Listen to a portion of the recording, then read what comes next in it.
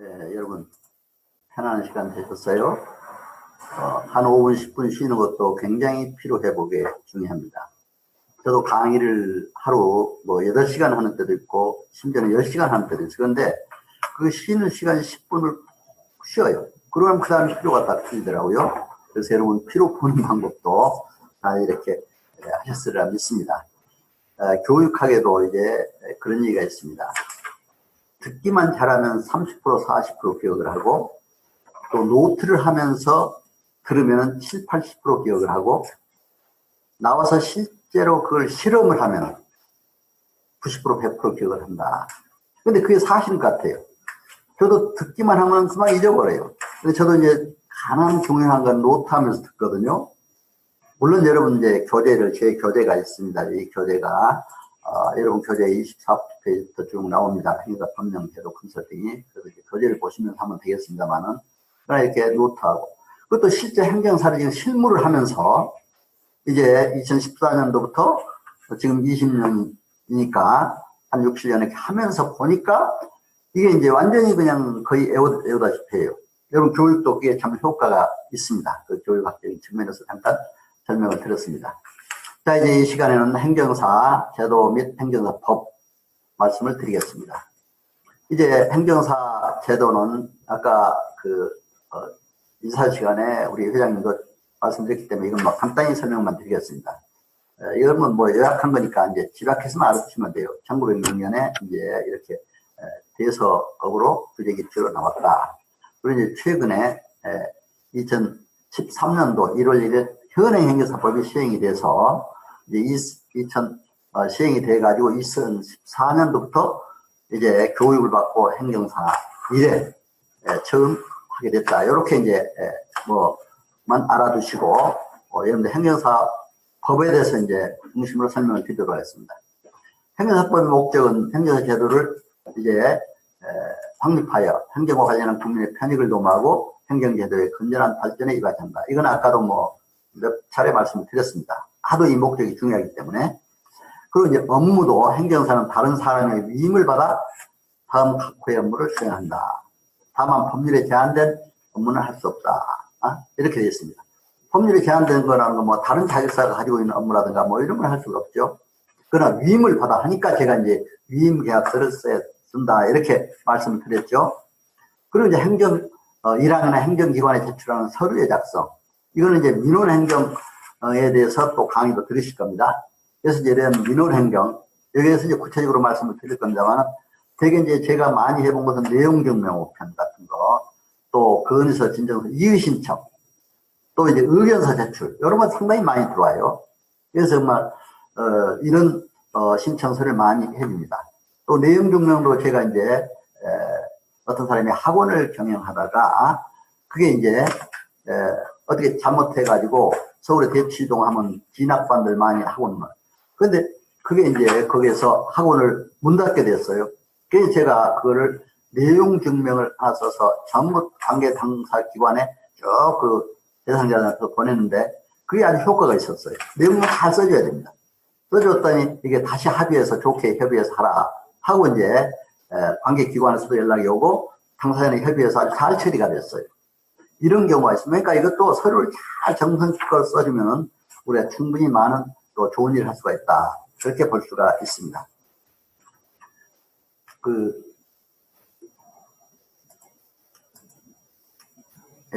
다음에 이제 이 항의 권리 의무나 사실 증명에 관한 서류의 작성입니다.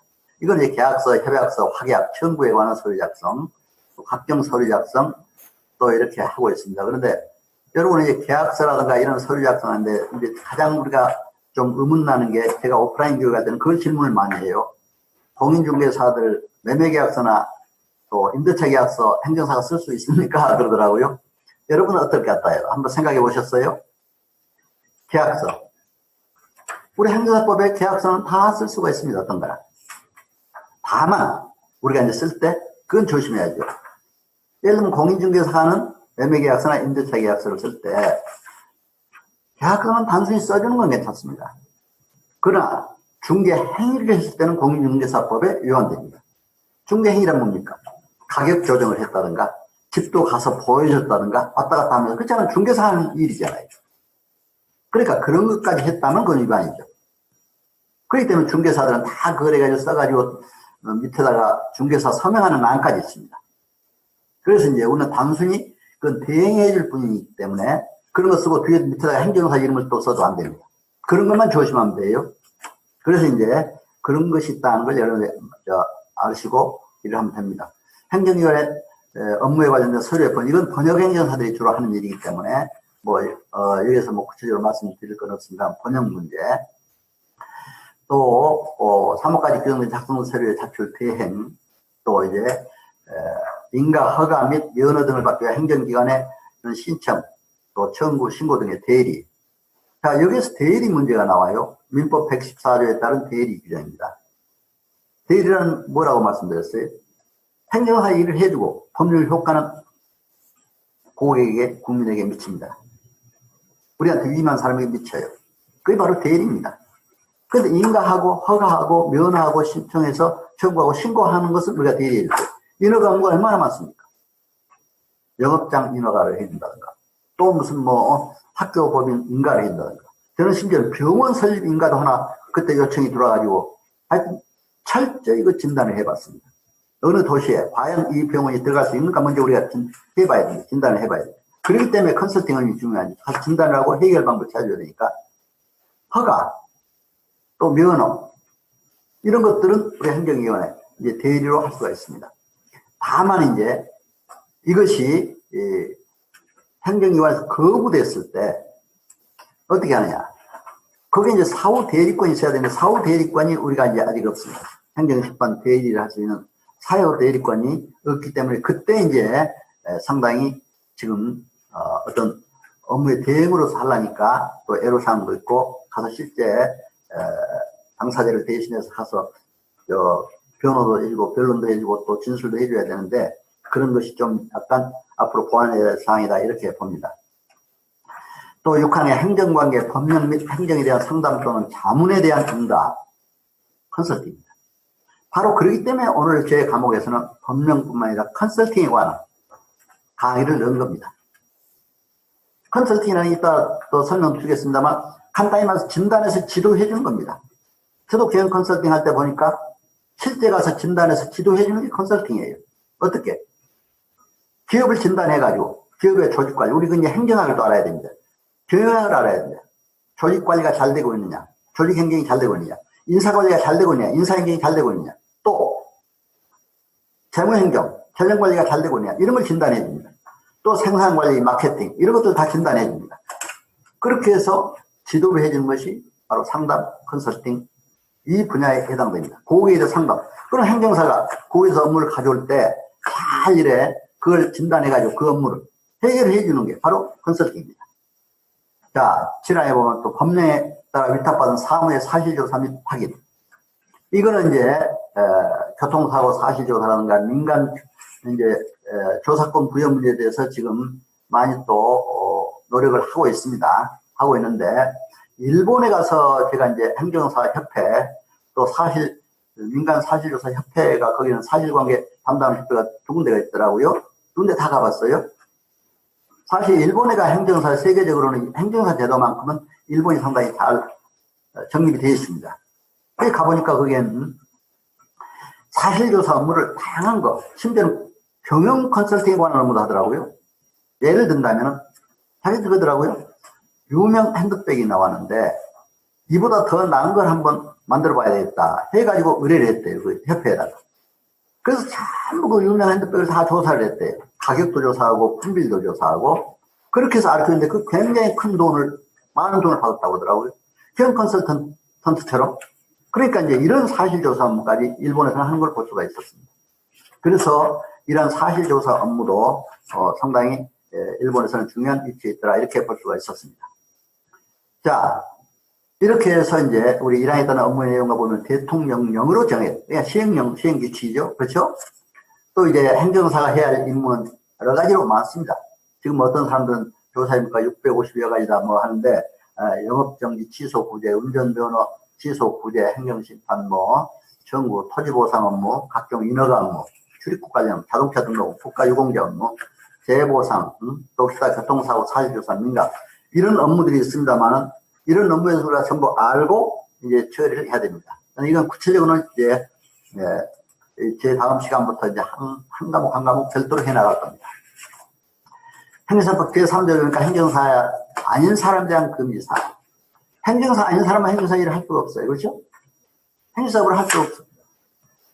또 행정사 아닌 전문 자격사들이 행정사 일을 못하듯이 우리도 다른 전문 자격사 일을 또 해서는 안 됩니다. 다만 행정기관에 다른 위반되지 않는 범위 내에서 우리가 해야 된다. 이렇게 생각이 됩니다. 행정사는 관련 업무를 처리하는데 이렇게 이제 여러 가지 이런 그걸 알고 또 이제 우리 행정사가 처리하면 굉장히 중요한 앞으로 역할을 할 수가 있다. 그래서 이제 또 행정사가 들이 업무를 이제 잘 이렇게 숙지하고 나가야 된다 생각이 됩니다. 행정사 아닌 사람은 행정사 또는 의원 비슷한 명칭도 사용할 수 없습니다. 절대로 행정사라는 명칭을 사용. 저도 이제 행정사 개업할 때 반드시 행정사 사무소를 넣어야 돼요. 그렇기 때문에 저는 이제 소망 행정사 사무소 이렇게 개업을 해서 이제 대표 행정사로 이렇게 하고 있습니다. 그렇습니다. 자, 행정사의 의무와 책임이 뭡니까? 행정사는 위임받은 업무를 성실히 수행해야 한다. 그렇죠? 이것도 민법 총칙에 신의성실의 원칙이라는 게 있어요. 신의에 따라서 성실하게 해줘야 됩니다. 행사 업무 수행할 때. 그러나 고의 또는 과실로 위임인에게 차단상 손해를 입힌 경우에 그 손해를 배상해야 됩니다. 그러니까 절대로 손해를 입힌 일이 없도록 하나하나 점검을 해서 그러니까 법을 알아야 돼요. 법을 알아야 이런 것들을 다 우리가 잘 처리해 나갈 수가 있습니다. 또 금지 행위. 정당한 사유 없이 위임을 거부하는 행위는 할 수 없습니다.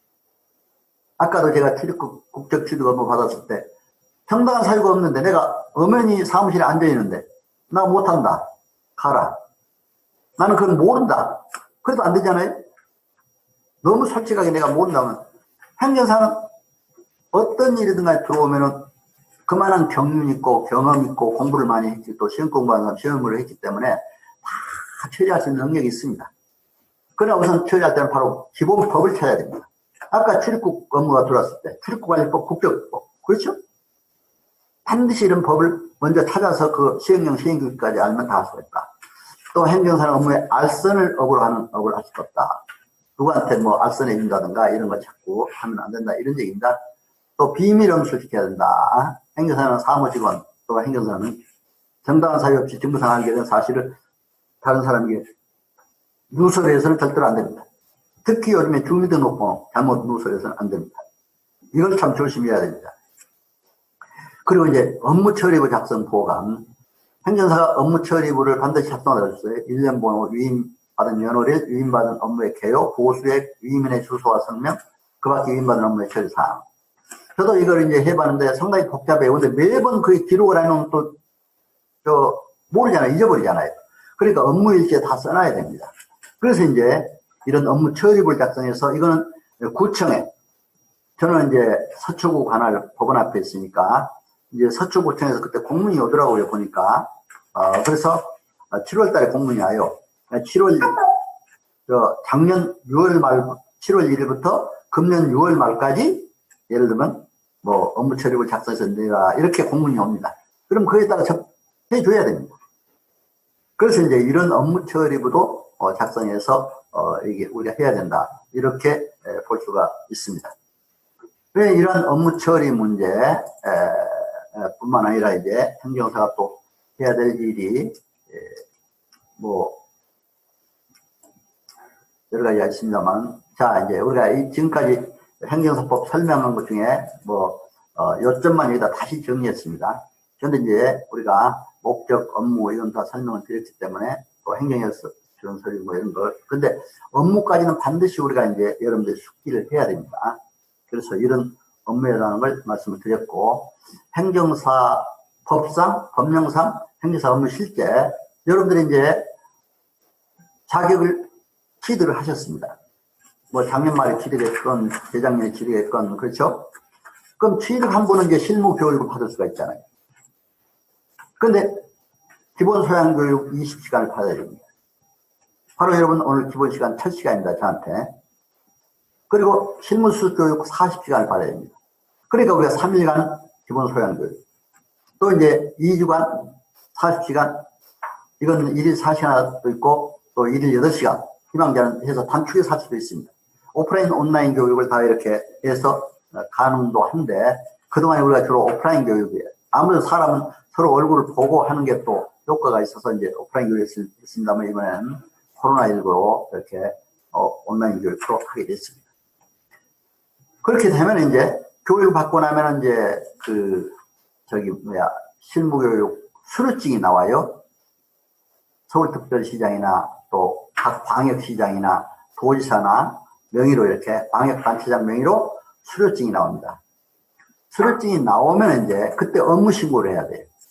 자기가 이제 사무소 소재지를 관할하는 시군구청에 업무를 신고를 해야 됩니다. 그래서 이제 이런 업무 신고를 할 때는 신고서도 작성하고 자격증 사본, 교육 수료증, 임대차 계약서, 자기가 근무로서 임대차 계약서, 사진, 또 사무실 입지도 고려해서 이제 자기가 사무실도 잘 얻어야 되겠죠. 사무실 간판도 잘 고객에 잘 볼 수 있도록 이렇게 잘 해야 됩니다. 그래서 이제 이런 간판 문제. 그렇게 한 다음에 이제 업무 신고 필증이 나오면 그걸 끝나는 게 아니에요. 사업자 등록을 또 반드시 해야 됩니다. 세무서에. 어떤 사람은 어떤 행정사에는 아예 사업자 등록 안 하고 하면 어떠냐. 그거 안 되죠. 우리가 단돈 몇 푼을 수임을 받아서 수임비를 받았다 하면 반드시 세무서에 신고를 하게 되어 있습니다. 부가세 신고를.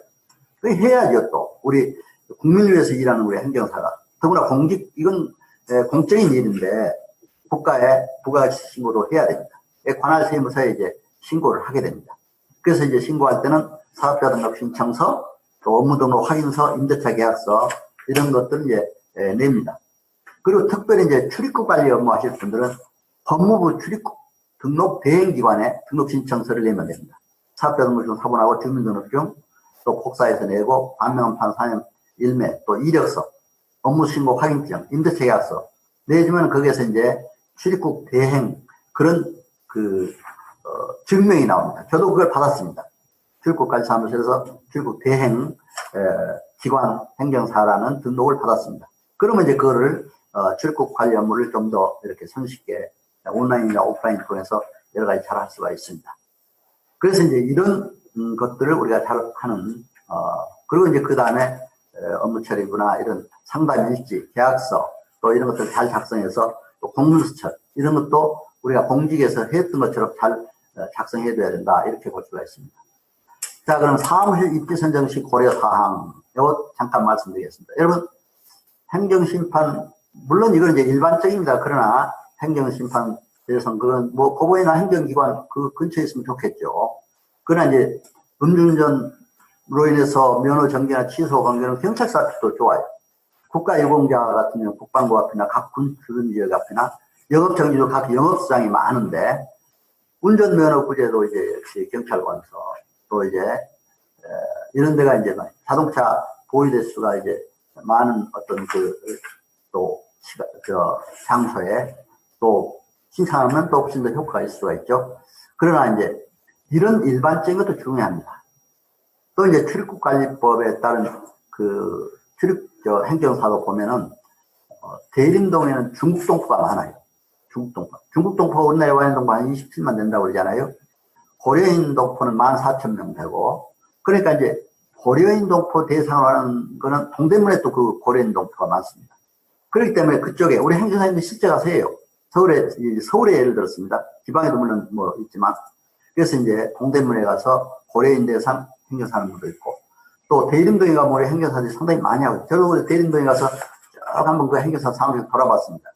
근데 여러분 조심해야 될 그 행정사들이 하면서 특히 이제 여행사의 행정사 이름을 걸어놓고 거기서 이제 하나의 그 자문해주고 뭐 하면서 해요. 근데 그 여행사에 고용돼서 하는 그런 형식은 행사에 자격 걸어놓고 그렇게 하면 그래서 자기 처리해주고 그 대표는 여행사가 그렇게 되는데 그렇게 하면 상당히 또 잘못하면 위법적인 요인이 될 수가 있습니다. 그러니까 항상 우리는 그 자격증도 함부로 일단 내걸도록 그렇게 하면 안 되고 본인 이름으로 반드시 걸고 해야 된다 이렇게 봅니다. 그리고 이제 이런 것들만 여러분들이 이제 조심하시면 됩니다. 그리고 요즘에 특히 이제 이런 그 장소 개념도 그렇게 이제 좋은 장소 하면 되지만 요즘에 사무실 입지 선정상 또 온라인 시대이기 때문에 얼마나 홈페이지나 블로그, 유튜브 많이 합니까? 그렇기 때문에 장소 개념 없이도 하는 분도 있어요. 뭐 층수도 뭐 1층 아니고 뭐 위에 꼭대기층이나 이렇게 다양하게 합니다. 제가 유튜브 채널을 운영하다 보니까 블로그 홈페이지도 이제 하면서 유튜브를 많이 하고 있습니다. 그러니까 하다 보니까 굉장히 이게 효과가 있어요. 유튜브가 TV보다도 훨씬 더 많이 본다고 그러잖아요, 요즘에. 사실 핸드폰에 다만 유튜브 보고 있으니까. 저도 이 강의를 하기 위해서 이제 시연회 강의로 요약해서 해가지고 제가 우리 사무실에서 어저께 한번 쭉 틀어놓고 한번 해봤습니다. 굉장히 효과가 있어요. 아주 그 화면이 크게 나오고 유튜브도 또 얼굴은 위에 이렇게 나오지만 그래서 굉장히 효과가 있더라고요. 그래서 제가 거기서 다시 보완하고 이렇게 하면서 여러분 앞에 어떻게 하면 잘해드릴까 하는 마음으로 이 자리에 섰습니다만 저는 아마 유튜브 채널 제 유튜브 채널에 들어가면 행정사 교육이 많이 나옵니다.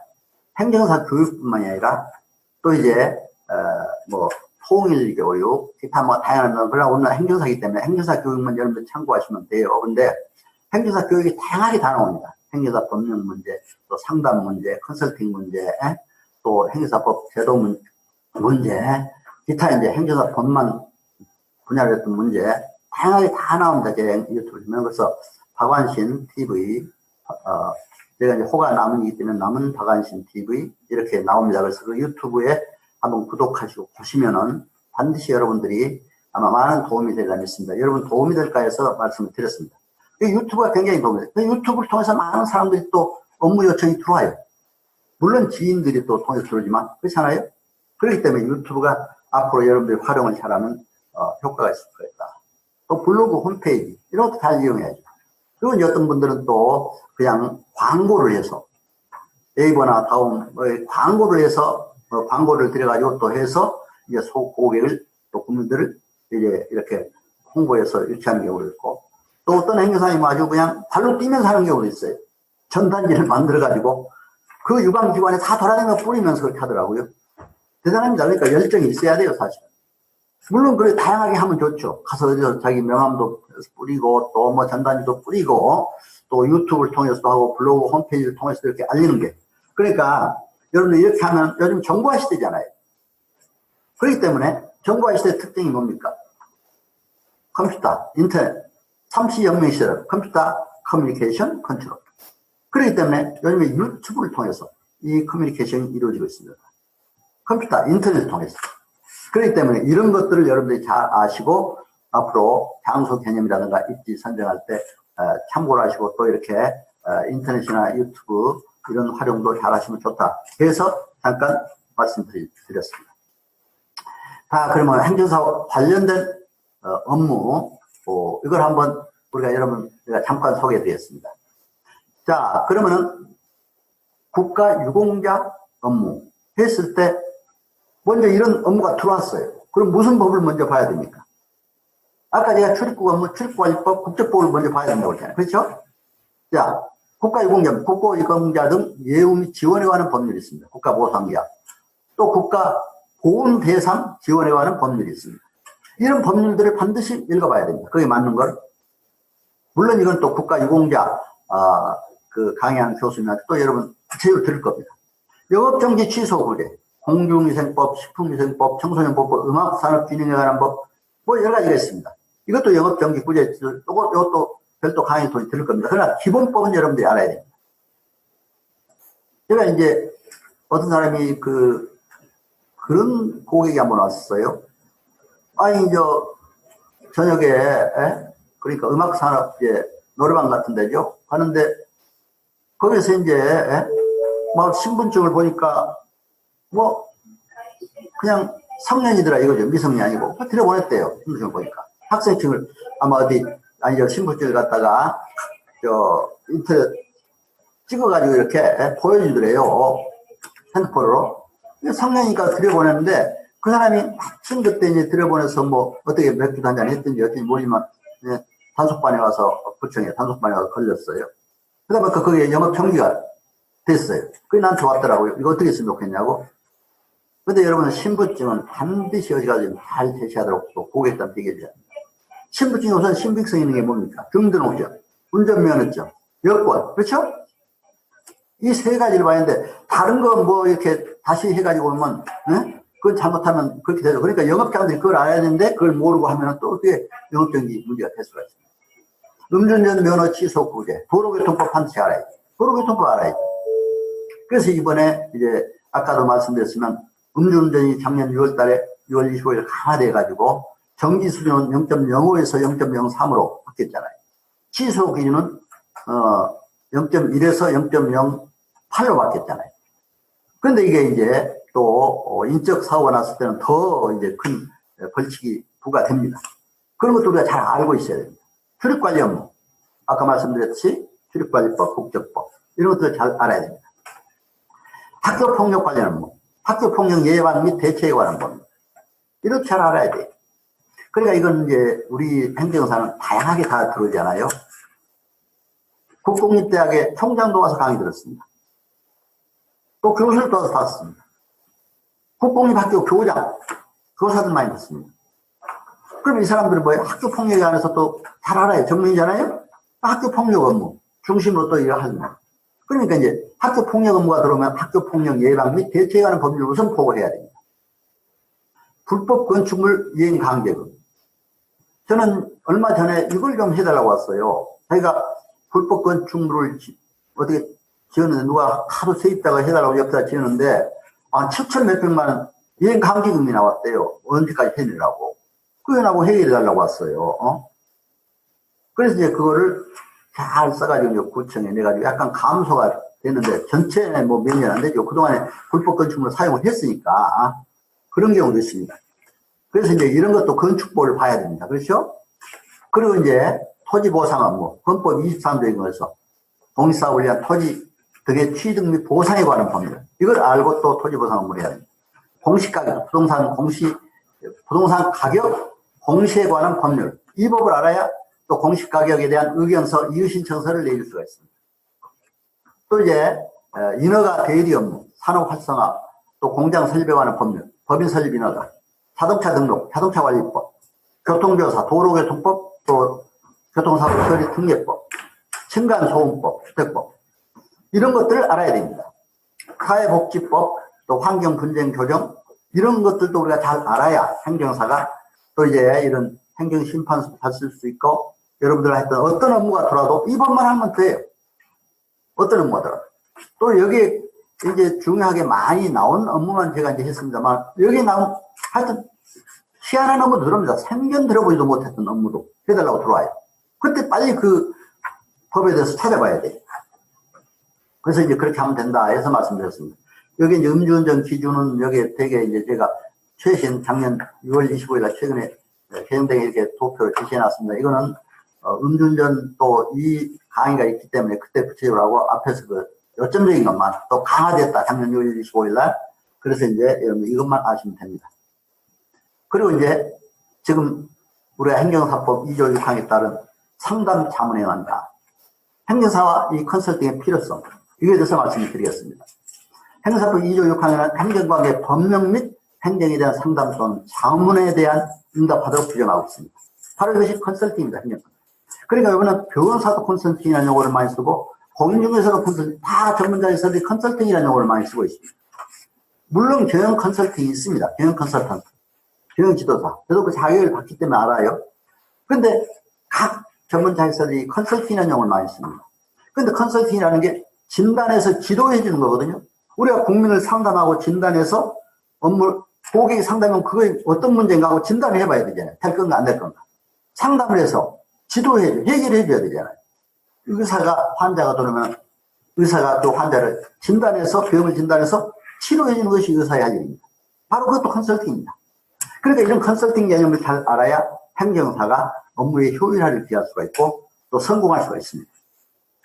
제가 이제 그 공인중개사 교육도 참여해봤는데 거기에 부동산 중개 경영 이론이라는 교재 이름으로 나왔는데 그게 부동산 컨설팅 보고서였던 이렇게 나오더라고요. 그래서 저도 이제 경기도 대표에서 경영 이론 강의를 했고 이 경영 이론 강의하다 보니까 중국이 최초로 이제 개방되기 시작할 때 중국 한 20개성 돌아다니면서 전략 경영 진단을 강의했어요. 그 성장 시장들이 그렇게 열심히 강의를 했더라고요. 그래서 그게 중국의 경영에 활용하겠다 이거죠. 그게 중국의 대기업에 가서 진단 지도도 해봤습니다. 근데 진단 지도를 해보니까 한 5천 명만 할 일을 10,000명이 앉아있어요. 그 직원들이. 월급만 대단하잖아요. 근데 보니까 노는 직원들이 많아, 돌아다니니까. 산비탈에서. 거기 기업은 그 기업체 안에 저 학교도 있고 병원도 있고 호텔도 있고 다 있어요. 다 이제 그 호텔에서 대접도 받고 있는데 점심 대접을. 근데 진단 지도 해본 경험이 있습니다. 그렇기 때문에 컨설팅에 대해서 제가 우리가 잘 알아야 된다. 또 국가기관이나 지방자치, 공공단체 행정은 공행정입니다. 사기업이나 이런 기업에서는 경영입니다. 사행정. 그렇죠?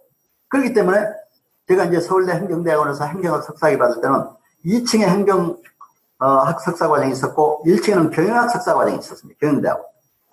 배우는 과목이 똑같아요. 경영학 과정을 한번 봤거든요. 우리는 조직행정론이라고 하는데 경영학에서는 조직관리론, 행정학에서는 인사행정론이라고 하는데 거기에서는 인사관리론 그러더라고요. 또 우리 행정학에서는 재무행정론이라고 하는데 경영학에서는 재무관리론 똑같잖아요. 배운 게. 그럼 우리는 조직행동론이라는 걸 또 배웠습니다. 사람의 심리를 파악하고 그렇죠? 고객의 심리를, 조직의 심리, 행태 알아야 되잖아요. 근데 거기서는 소비자 행동론 이렇게 가르치더라고요. 소비자들의 행동을 알아야 한다 이거죠. 그러니까 경영학, 행정학적 이런 측면도 다 우리가 고려해서 이런 해야 됩니다. 그러니까 정치권에도 세일즈 외교한다. 그렇죠? 그런 말 많이 쓰잖아요. 그러니까 요즘은 행정과 경영이 다만 행정은 국가기관, 지방자치단체에 적용하는 학문이고 경영은 일반 사기업에 적용하는 학문이다. 이것만 이제 차이가 있지 내용은 거의 비슷합니다. 똑같습니다. 자, 행정사와 자기 컨설팅. 행정사법 제2조 6호에 보면 그 행정 관계법령 및 행정에 대한 상담 또는 자문에 응답을 하도록 규정하고 있다. 이것이 컨설팅으로 인정하는 근거다. 이렇게 볼 수가 있습니다. 효율적인 행정사무 수행을 위해서 자신관리를 철저히 하면서 행정 관련 법령은 물론 정보의 시대에 맞는 행정사무관리 그리고 고객의 심리 행동을 잘 읽고 상담하며 마케팅 컨설팅 능력을 갖고 행정사무에 임하면 반드시 성공할 수 있습니다. 저는 그거 확신합니다. 제가 해보기 때문에 그렇습니다. 그래서 여러분들이 그런 마음을 가지고 약간의 우리가 이제 일반 사업에서는 영업이라는 개념도 합니다만 우리는 고객이 오면 상담을 잘해서 그 업무를 빨리 진단을 해야 되잖아요.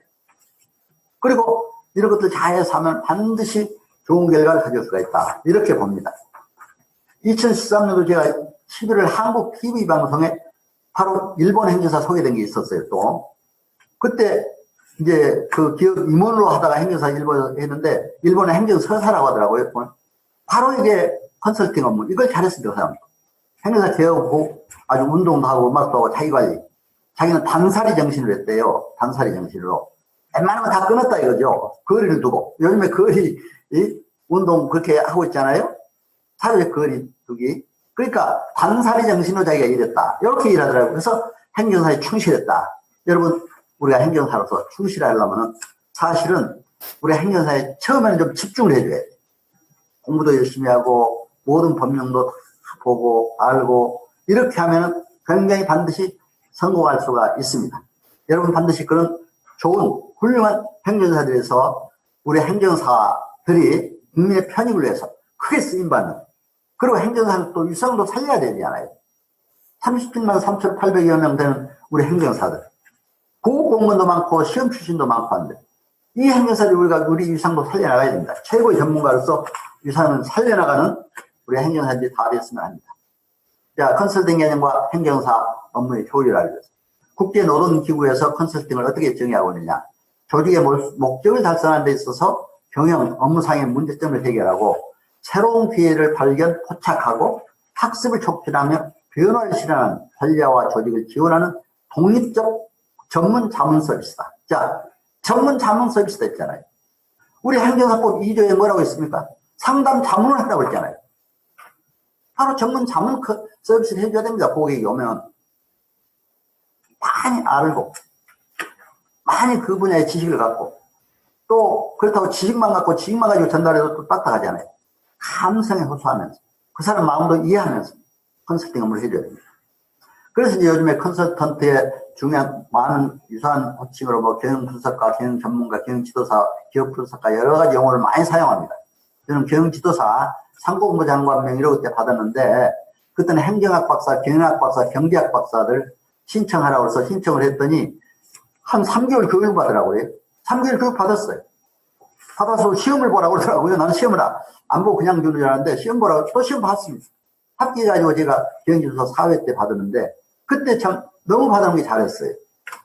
100개 기업 진단 지도를 해보니까 뭔가 이제 행정학을 공부한 사람이니까 경영하게 돼서도 경영 문제에 대해서도 깊이 알게 되고 그러다 보니까 이제 모든 사회생활 하는데 굉장히 도움이 돼요. 물질적으로도 도움을 줄 수가 있는 이런 행정사랑을 알았습니다. 우리가 뭐 행정사를 하면서 사실 좀 유지하고 물질로 저도 좀 그쪽에 볼 수 있어야 되잖아요. 그래야 물질이 있어야 또 남을 섬길 수가 있잖아요. 물질로 섬기고 정신으로 섬겨야 되지만 그래서 이런 것이 있어야 한다 해서 말씀을 드립니다.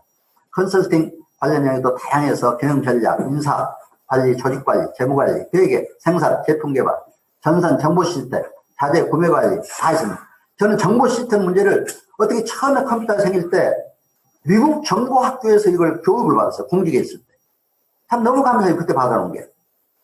그래서 그때 다 도움이 됩니다. 그리고 또 사이버대 총장을 했던 게 이렇게 도움이 돼요. 온라인 시스템 운영하는 거라든가 유튜브 운영하는데 지금 뭐 많이 그 도움을 받고 있습니다. 행정사도 행정사 업무의 효율적 수행을 위해서는 컨설턴트와 마찬가지로 조직, 인사, 재무관리 이걸 행정학에서 나온 이름입니다. 행정학 경영에서 조직 행정, 인사 행정, 재무 행정 경영에서는 조직 관리, 인사 관리, 재무 관리 그렇죠? 마케팅 이런 게 필요합니다. 경영 정보, 경영 전략, 고객 행동 등을 파악해서 거기에 맞는 컨설팅을 할 때 성공할 수 있습니다. 자, 고객의 심리, 국민들이 나한테 어떤 업무를 맡겨올 때, 수임할 때, 그 고객이 어떤 심정으로 왔는가, 그것도 이해하면서 그 업무를 빨리 진단해서 컨설팅을 해줘야 됩니다. 그렇기 때문에 컨설팅이 중요하다. 자, 컨설팅 구체적 방법 개발 제시.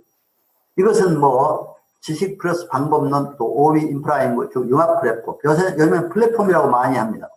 그래서 이제 오프라인, 온라인 융합 플랫폼.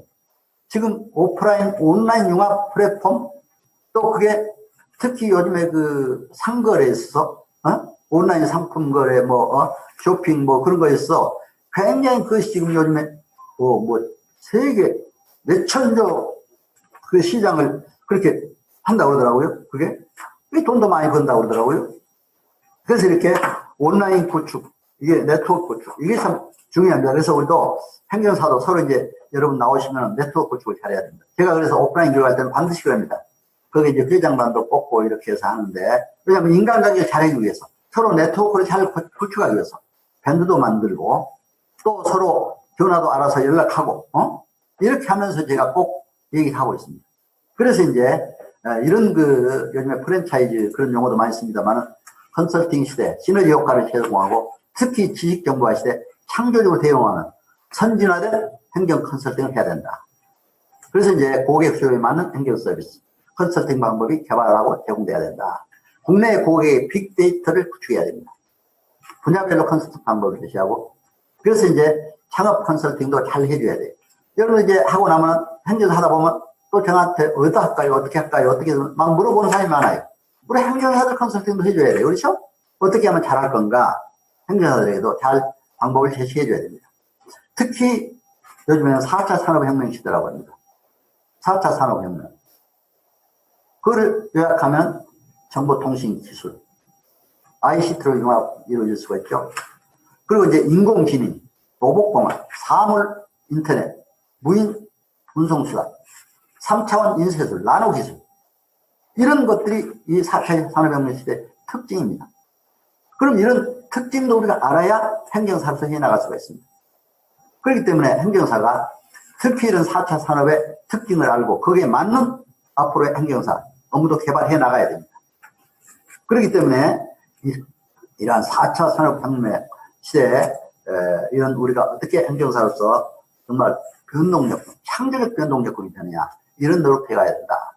특히 4차 산업혁명 시대 컨설턴트 역량, 분석 기법이 몇 가지가 있습니다. 애티튜드, 우선 도전정신, 창의성, 진취성, 열정. 아까 자세, 태도가 중요하다고 했잖아요. 성공하기 위해서는 이런 태도가 중요합니다. 객관성, 불굴의 정신력, 강인한 체력도 있어야 돼요. 건강을 잃으면 다 잃어요, 여러분. 돈을 잃으면 조금만 걸 잃고, 명예를 잃으면 많은 걸 잃고, 건강을 잃으면 다 잃다 그러잖아요. 여러분 건강은 잘 챙기세요. 요즘에 특히 코로나 시기에 건강 잘 챙기시고, 반드시 여러분 이런 창의적 정신으로, 도전적 정신으로 해나가면 반드시 성공할 수가 있습니다. 물론 행정사 해가지고 어떤 사람은 뭐 임대도 못 낸다, 뭐 그렇게 하고 그런 거 있어요. 잘하는 사람은 또 아주 잘합니다. 왜 그럴까요? 이런 정신이 있기 때문에 잘합니다.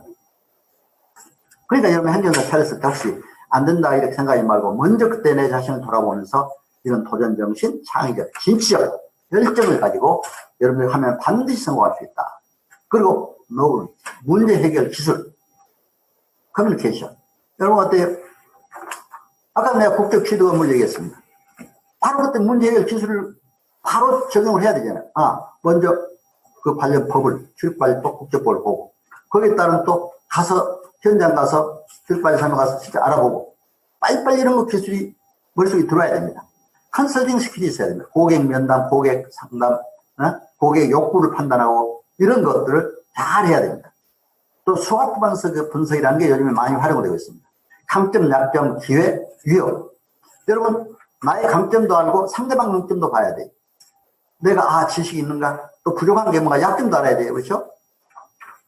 또 기회. 이번이 위기지만 기회다. 위기를 뭐라고 해요? 위험과 기회라고 그러잖아요. 그렇죠? 위험과 기회. 그러니까 이제 우리가 이런 것들을 알고 해나가야 됩니다. 그래서 또 우리가 위협하고 또 위협적 요인도 있을 수가 있어요. 행정을 하려면. 여러 또 전문 자격사들이 와서 또 침해하려고 하고 또 다른 자격사들이 와서 우리 행정사, 그렇잖아요? 그런 걸 우리가 잘 알아야 돼요. 네, 그런 거 다 극복해낼 수 있어야 돼요. 30분석, 컴퓨터 커뮤니케이션, 컨트롤. 이런 것도 우리가 잘, 합니다. 그리고 또, 커스터머, 그 경쟁자, 컴퍼니, 하나의 자사의 그런, 여러 가지 능력, 이런 것도 고려해서 이렇게 해야 됩니다. 경영학자 피터 드라카는 40여 권의 책을 기술했습니다. 경영학은 인간을 잘 살게 하는 학문이다. 이렇게 얘기했는데요. 행정학은 아까도 말씀드렸지만 경영학하고 똑같습니다. 행정학도 마찬가지입니다. 공무원이, 물론 공무원이 우리가 공직에 있다 보면 뭐 사실은 보수받아가지고 잘 살 수는 없잖아요. 정직하게 하면 뭐 월급 가져가지고 뭐 그렇게 잘 살 수는 없잖아요. 다르게 우리가 해야 되니까. 그러나 이제 나와서 행정사 할 때는 좀 자유롭게 해나갈 수가 있습니다. 그렇다고 해서 뭐 나쁜 일에서 뭐 어떻게 해가지고 돈 벌라는 얘기는 아니에요. 우리 업무를 성실하게 하다 보면은 고객들이 감격하고 충분한 보수를 줍니다. 여러분 그걸 아시고, 그렇기 때문에 경영이란 인간경영의 뿌리에는 바로 근면과 진실, 사랑이 필요합니다. 사랑과 근면, 진실로 그런 고객을 상대하세요. 그래서 이런 경영 컨설팅, 리더십, 커뮤니케이션에 따라 요즘에 학문이 각광을 받고 있습니다. 컨설팅, 리더십, 커뮤니케이션. 제가 이제 문학을 하면서도 보니까 제가 지난번에 문인들 모아놓고 강의도 했어요. 시, 수필가를 등단했기 때문에 제가 행정 법학을 전공했기 때문에 좀 부드럽게 하려고 했는데 거기에 커뮤니케이션 이론에 관해서 설명을 해주니까 그 사람들이 다시 들어보니까 너무나 좋다 이거죠. 자기네들 문예창작 이론에만 해서 뭐 어떻게 기법을 살리고 이렇게 해서 뭐 문유법도 살리고 뭐 직유법 뭐 상징법을 했는데 커뮤니케이션에서 딱 거기에서 커뮤니케이션 중심 뭡니까? 대조법. 밤이 있으면 낮이 있고 코로나로 어려움이 있으면 반드시 승리해서 성공한 날이 있어요. 이런 거. 참신성 다 나와요. 이렇게 하라. 참신하게 얘기를 해주라. 커뮤니케이션. 그러면 효과를 노릴 수가 있다. 또 분포성. 적당히 분포해서 해라. 우리가 그러니까 이 교육도 딱 2시간이면 2시간 동안에 내가 이 양을 최대한 많이 하려고 내가 이렇게 여러분들에게 해드리면 이제 시간이 다 돼가지만 이게 딱 이렇게 합니다. 그래서 행정사가 잘 될까 염려하지 말고 여러분 열심히 연구해서 하면 반드시 우리가 심리학자들이 그러잖아요. 사람의 염려의 90%는 쓸데없는 염려래요. 여러분 염려하지 마시고 안 될까 잘 될까도 염려하지 마시고 최선을 다해서 이렇게 하면은 결과는 이제 하늘에 맡기면 됩니다. 그렇게 하고 열심히 하세요. 그러면 반드시 성공할 수 있다. 이제 수사학에서 설득 방법 3가지 특성을 고대 유명한 철학자 아리스토텔레스가 있죠. 이 사람이 제시한 설득 방법 너무나 멋있어요. 로고스적 설득 방법, 파토스적 설득 방법, 에토스적 설득 방법이 되겠습니다. 로고스는 뭡니까? 지성적이고 정보와 전문 지식이 풍부해야 됩니다. 행정사가 상담할 때, 국민들이 올 때 전문 지식이 있어야 돼요. 전문 지식이 없이 어떻게 상담합니까? 그 분야에는 최소한 전문 지식을 가지고 상담을 해줘야 돼요. 파토스, 감성이 호소해야 돼요. 힘든 일, 억울한 일 당한 사람에게 이해를 해줘야 되잖아요. 응? 또 교만하게 말해 이해도 못하고 말이야, 그때 나쁜 짓 했지 않느냐고 말해, 그렇게 해버리면 안 되잖아요. 왜냐면 음주운전이 강화돼서 음주운전 취소 정지돼가지고 운전면허가 왔는데, 당신 말이야, 술 먹지만 술 먹으면 돼. 물론 그럴 뿐이 없겠지만, 그러나 우리가 말 한마디라도 그 고객에게 따뜻하게 이렇게 해줘야 된다. 이렇게 봅니다. 그 다음에 에토스 설득 방법. 이 세 가지 중에 에토스 설득 방법이 제일 중요하다고 그래요. 아리스토텔레스. 왜? 설득하는 설득이 진실해야 돼요. 신뢰성을 줘야 돼요. 믿음이 있어야 돼요. 여러분, 신뢰성에서 사기성이 있으면 안 되지 않아요? 너무 허풍이 많아도 안 돼요. 그렇죠? 난 반드시 해주겠다. 막, 그냥, 이렇게 하면 잘 된다. 뭐, 하지. 그러지. 그런데 우리 공직자들은, 공직자 출신은 비교적 진실하게 보여요. 그렇죠? 사람들에게. 그렇기 때문에 여러분들이 진실성을 항상 보이세요. 신뢰성을 보여주세요. 설득 방법 에토스가 아주 중요합니다. 저는 왜 제가 감사해요? 제 이름을 완전할 완자 믿으신 자거든요. 박완신 교수입니다. 완전할 완자 믿으신 자. 저는 참 너무 이 행정사 하기 위해서 좋은 이름이라고 생각을 해요. 완전히 믿고, 참, 나도 남을 완전히 믿지만 또 남도 나를 완전히 믿게 내가 해주려고 노력을 하고 있습니다. 그래서 그런 마음으로 행정사를 하고 있습니다.